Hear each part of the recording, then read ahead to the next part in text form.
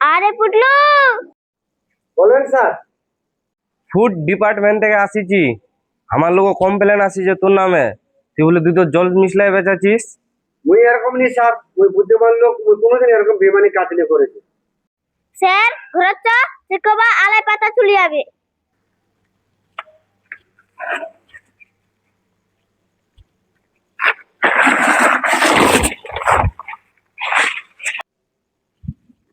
এই তো জল দুধ মিশলাই বেচাছিস তুই।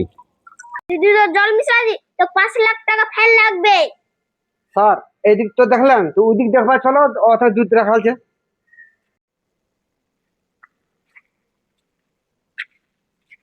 দুধের সঙ্গে জল মিলিয়ে গেল।